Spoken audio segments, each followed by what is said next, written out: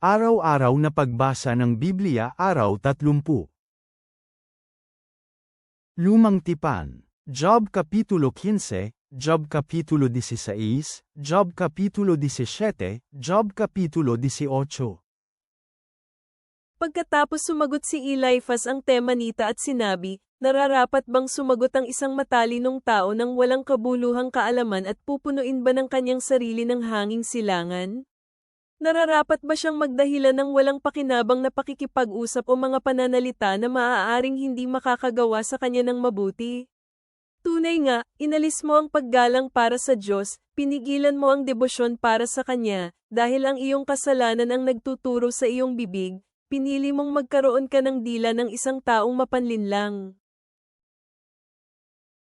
Ang sarili mong bibig ang sumusumpa sa iyo, hindi sa akin, sa katunayan nga, ang sarili mong mga labi ang nagpapatunay laban sa iyo. Ikaw ba ang unang taong ipinanganak? Dinala ka ba na mabuhay bago ang mga burol? Narinig mo ba ang lihim na kaalaman ng Diyos? Nilimitahan mo ba ang karunungan sa iyong sarili? Anong nalalaman mo na hindi namin nalalaman? Anong nauunawaan mo na wala rin sa amin? Kasama namin ang kapwa puti ang buhok at napakatandang tao na mas matanda pa kaysa sa iyong ama. Ang mga kal-iwan ba ng Diyos ay napakaliit para sa iyo, ang mga salitang mahinahon sa iyo? Bakit ka nadaig ng iyong puso?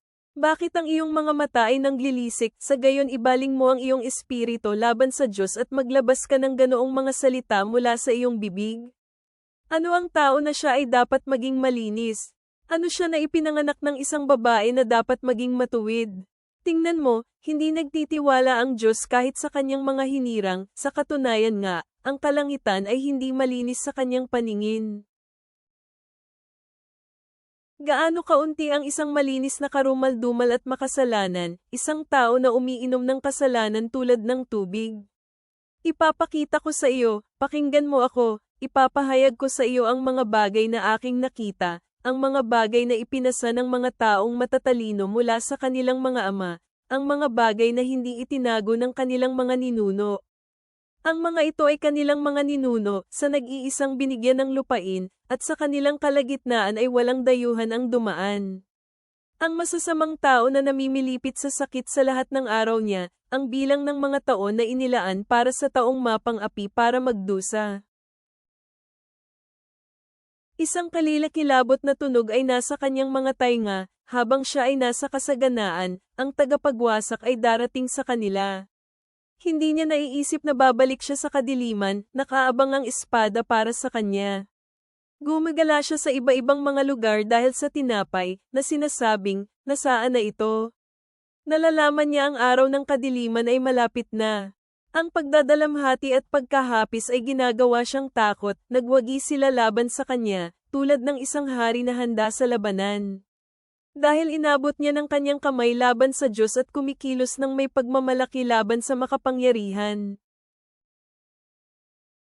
Ang masamang taong ito na lumalaban sa Diyos na may matigas na leeg, na may isang makapal na kalasag. Totoo ito, kahit tinakpan niya ang kanyang mukha ng kanyang katabaan at mataba rin ang kanyang mga pigi, at nanirahan sa mga wasak na lungsod, sa mga bahay na walang taong nakatira ngayon at handa ng maging mga tambakan. Hindi siya magiging mayaman, hindi magtatagal ang kanyang yaman, kahit ang kanyang anino ay hindi magtatagal sa daigdig. Hindi siya umalis sa kadiliman, isang apoy ang magtutuyo sa kanyang mga sanga, at sa hininga ng bibig ng Diyos siya ay papano. Huwag siyang hayaang magtiwala sa mga walang kabuluhang bagay, nililinlang niya ang kanyang sarili, dahil ang walang pakinabang ang kanyang magiging gantimpala. Mangyayari ito bago ang panahon ng kanyang kamatayan, ang kanyang sanga ay hindi magiging lantian. Ihuhulog niya ang kanyang mga hilaw na ubas tulad ng puno ng ubas, itatapon niya ang kanyang mga bulaklak tulad ng puno ng olibo. Dahil ang mga kasamahan ng hindi makadiyos na tao ay hindi mamumangga, tutupukin ng apoy ang kanilang mga toldo ng panunuhol. Nagbubuntis sila ng kasamaan at nangganganak ng kasalanan, sa kanilang sinapupunan ay nagbubuntis ng panlilinlang. Pagkatapos sumagot si Job at sinabi, narinig ko ang maraming ganoong mga bagay, kayong lahat ay nakakainis na mga tagapag-aliw. May katapusan ba ang mga walang saysay na mga salita? Ano ang nangyayari sa iyo na ganito ang iyong sagot? Maaari din akong magsalita tulad ng ginagawa mo. Kung ikaw ay nasa aking kinalalagyan, maaari kong tipunin at pagsamasamahin ang mga salita laban sa iyo at ilingin ang aking ulo sa iyo nang may pangungutya. Oh, paano ko palalakasan ang loob mo gamit ang aking bibig? Paano ko mapapagan ang iyong pighati gamit ang aking mga labi?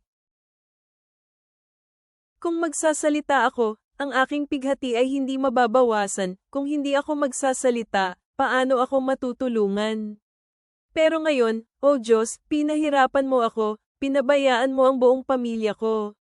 Ginawa mo akong matuyo, na sa sarili nito ay isang saksi laban sa akin, ang pagpayat ng aking katawan ay tumatayo laban sa akin, at nagpapatotoo ito laban sa aking mukha. Sa matinding galit ng Diyos nilupig at inusig niya ako, nagngangalit siya sa akin gamit ang kanyang ngipin, ipinako ng kaaway ang kanyang paningin sa akin habang sinisira niya ako. Napanganga sa akin ang mga tao, sinampal niya ako ng may mapanisi sa pisngi, sila ay nagsama-samang nagtipon laban sa akin. Ibinigay ako ng Diyos sa taong hindi makadiyos, at inihagis ako sa kamay ng masamang tao. Nasa kaginhawahan ako at sinira niya ako. Tunay nga, hinalbot ako sa leeg at binasag ako ng pira-piraso, inilagay niya rin ako bilang kanyang puntirya. Pinalibutan ako ng kanyang tagapana, O Diyos, tinusok mo ang aking laman loob at hindi ako kinaawaan, pinalabas niya ang aking bituka sa lupa. Dinurog niya ng paulit-ulit ang aking pader, tumakbo siya tulad ng isang mandirigma. Tinahi ko ang sako sa aking balat, sinaksak ko sa lupa ang aking sungay. Mamula-mula ang aking mukha sa pag-iyak, nasa pilik mata ko ang anino ng kamatayan bagaman walang karahasan sa aking mga kamay, at ang aking panalangin ay dalisay. O lupa, huwag mong tabunan ang aking dugo, hayaan ang aking iyak ay walang lugar ng kapahingahan. Kahit ngayon, tingnan mo, ang aking saksi ay nasa langit, siyang mananagot sa akin ay nasa kaitaasan. Hinahamak ako ng aking mga kaibigan, pero umiiyak ko sa Diyos. Hiniling ko sa saksi ng kalangitang iyon na makipagtalo para sa taong ito kasama ang Diyos tulad ng isang tao na ginagawa sa kanyang kapwa. Nang lumipas ang ilang taon, pupunta ako sa isang lugar na hindi na ako babalik. Ang aking espiritu ay naubos, at ang aking mga araw ay tapos na, handa na ang libingan para sa akin. Tunay nga na mayroong mangungutyang kasama ko, lagi ko dapat makita ang kanilang pagtatangka. Ibigay ngayon ang isang pangako, maging isang tagapanagot para sa akin sa iyong sarili, sino pa roon ang tutulong sa akin? Dahil sa iyo, O Diyos, iningatan mo ang kanilang mga puso na maunawaan ito, kaya, hindi mo sila maitatas ng higit sa akin. Siyang bumabatikos sa kanyang mga kaibigan para sa isang gantimpala, sa mata ng kanyang mga anak ay hindi magtatagumpay. Pero ginawa niya akong isang usap-usapan ng mga tao, dinuraan nila ang aking mukha. Malabo na rin ang aking mata dahil sa kalungkutan, payat na ang buong katawan ko gaya ng mga anino. Sinisindak nito ang mga matutuwid, ang inosente ay ginugulo ang kanyang sarili laban sa taong hindi makadiyos. Nag-iingat ang taong matuwid sa kanyang landas, siyang may malinis na mga kamay ay lalakas ng lalakas. Pero para sa inyong lahat, halika ka ngayon, hindi ako makakakita ng matalinong tao sa kalagitnaan ninyo. Lumipas na ang mga araw ko, tapos na ang mga plano ko, kahit ang mga kahilingan ng aking puso. Ang mga taong ito, ang mga mangungutya, pinalitan ang gabi ng araw, ang liwanag, sinabi nila, malapit na sa kadiliman. Nang tumingin ako sa shoal bilang aking tahanan, mula nang lumaganap ang aking higaan sa kadiliman, mula nang sinabi ko sa hukay, ikaw ang aking ama, at sa uod, ikaw ang aking ina o aking kapatid na babae, nasaan na ngayon ang aking pag-asa, dahil sa aking pag-asa, sinong makakakita ng anuman? Ang pag-asa ba ay bababa sa tarangkahan ng shoal kapag kami ay pumanaog sa alabok? Pagkatapos sumagot si Bildad ang suita at sinabi, kailan ka titigil sa iyong pagsasalita? Pag-isipan mo, at pagkatapos saka kami magsasalita. Bakit mo pinapalagay na gaya kami ng mga halimaw? Bakit kami naging handgal sa iyong paningin? Ikaw na sinisira ang sarili sa iyong galit, dapat bang pabayaan ang daigdig para lang sa iyo o dapat bang alisin ang mga bato mula sa kanilang mga lugar? Tunay nga, ang liwanag ng masamang tao ay papatayin, ang kislap ng kanyang apoy ay hindi magliliwanag. Magdidilim ang liwanag sa kanyang tolda, ang kanyang ilawan sa itaas niya ay papatayin. Ang mga hakbang ng kanyang lakas ay magiging maikli, ang kanyang sariling mga plano ang magpapabagsak sa kanya. Dahil siya ay ihahagis sa isang lambat ng kanyang sariling mga paa, lalakad siya sa isang patibong. Isang bitag ang huhuli sa kanya sa sakong, isang patibong ang huhuli sa kanya. Nakatago sa lupa ang isang silo, at isang bitag para sa kanyang daraanan. Mga kakilakilabot ang tatakat sa bawat tabi, siya ay kanilang hahabulin sa kanyang mga sakong. Ang kanyang kayamanan ay mapapalitan ng kagutuman, at ang kalamidad ay magiging handa sa kanyang tabi. Ang mga bahagi ng kanyang katawan ay lalamunin, tunay nga, ang panganay ng kamatayan ang lalamon sa kanyang mga bahagi. Siya ay tatanggalin sa kanyang tolda, ang tahanan na ngayon ay kanyang pinagkakatiwalaan, dadalhin siya sa kamatayan, ang hari ng mga takot. Ang mga tao na hindi kanyang pag-aari ay maninirahan sa kanyang tolda pagkatapos nilang makita na kumalat ang asupri sa loob ng kanyang tahanan. Ang kanyang mga ugat ay matutuyo sa ilalim, sa ibabaw ay puputulan ang kanyang mga sanga. Ang kanyang alaala ay mawawala sa lupa, mawawalan siya ng pangalan sa lansangan. Itutulak siya mula sa liwanag patungo sa kadiliman at itatapon sa labas ng mundong ito. Hindi siya magkakaroon ng anak o apo sa kalagitnaan ng kanyang bayan, ni anumang natitirang kaanak ang mananatili kung saan siya natira. Silang naninirahan sa kanluran ay nanginig sa takot sa kung ano ang mangyayari sa kanya isang araw, silang naninirahan sa silangan ay matatakot sa pamamagitan nito. Tunay na ganoon ang mga tahanan ng mga hindi matutuwid na tao, ang mga lugar ng mga taong hindi nakakakilala sa Diyos. Bagong Tipan, Matthew 20:20-34. At ang ina ng mga anak na lalaki ni Zebedeo ay pumunta kay Jesus kasama ang kanyang mga anak. Yumukod siya sa kanyang harapan at humiling ng isang bagay sa kanya. At ang ina ng mga anak na lalaki ni Zebedeo ay pumunta kay Jesus kasama ang kanyang mga anak. Yumukod siya sa kanyang harapan at humiling ng isang bagay sa kanya. Sinabi ni Jesus sa kanya, "Ano ang nais mong hilingin?"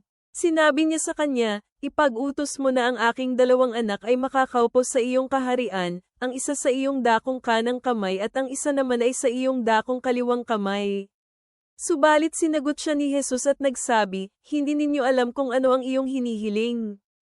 Kaya ba ninyong inumin ang tasa na aking iinumin?" Sinabi nila sa kanya, "Kaya namin." Sinabi niya sa kanila, "Ang aking tasa ay tunay ninyong inumin. Subalit ang pag-upo sa aking dakong kanang kamay at sa aking dakong kaliwang kamay ay hindi sa aking pagpapasya, ngunit ito ay para sa kanila na pinaghandaan ng aking Ama." At nang mapakinggan ito ng 10 mga alagad, labis silang hindi nasiyahan sa 2 magkapatid. Ngunit tinawag sila ni Jesus sa kanya at sinabi, "Alam ninyo na ang mga namumuno sa mga Gentil ay nanglulupig sa kanila, at ang mga mahahalagang mga tao sa kanila ay gumagamit ng kapangyarihan upang sundin sila. Subalit hindi dapat mangyari ito sa inyo. Sa halip, ang sinumang nagnanais na maging dakila sa inyo ay dapat maging tagapaglingkod ninyo. At ang sinumang nagnanais na maging una sa inyo ay dapat maging tagapaglingkod ninyo. Katulad ng anak ng tao hindi siya naparito upang paglingkuran, kundi upang maglingkod, at upang ibigay ang kanyang buhay bilang pangtubos sa marami. Habang sila ay paalis mula sa Jericho, napakaraming tao ang sumunod sa kanya. At nakita nila ang 2 bulag na lalaki na nakaupo sa daan. Nang marinig nila na si Jesus ay dumaraan, sila ay sumigaw at nagsabi, "Panginoon, anak ni David, mahabag ka sa amin." Subalit sinaway sila ng mga tao, sinabihan sila na tumahimik. Ngunit, lalo silang nagsisisigaw ng malakas at nagsabi, Panginoon, anak ni David, mahabag ka sa amin. At huminto si Jesus at tinawag sila at nagsabi, Ano ang nais ninyong gawin ko sa inyo? Sinabi nila sa kanya, Panginoon, na ang aming mga mata ay mabuksan. At si Jesus, na nakadama ng pagkahabag, hinipo ang kanilang mga mata. Agad-agad ay natanggap nila ang kanilang paningin at sumunod sa kanya. Mga awit, Psalm 17:13-15. Tumayo ka, O Yahweh. Lusubin mo sila, pabagsakin mo sila, iligtas mo ako mula sa masasama sa pamamagitan ng iyong tibak. Sagipin mo ako mula sa mga tao sa pamamagitan ng iyong kamay, O Yahweh, mula sa mga tao ng mundong ito na ang yaman ay sa buhay na ito lamang. Pupunuin mo ng yaman ang mga tiyan ng iyong mga pinahahalagahan, magkakaroon sila ng maraming anak at iiwan ang kanilang yaman sa kanilang mga anak. Ako, makikita ko ang iyong mukha sa katwiran, masisiyahan ako sa paggising ko nang ikaw ang aking nakikita. Tumayo ka, O Yahweh. Lusubin mo sila, pabagsakin mo sila, iligtas mo ako mula sa masasama sa pamamagitan ng iyong tibak.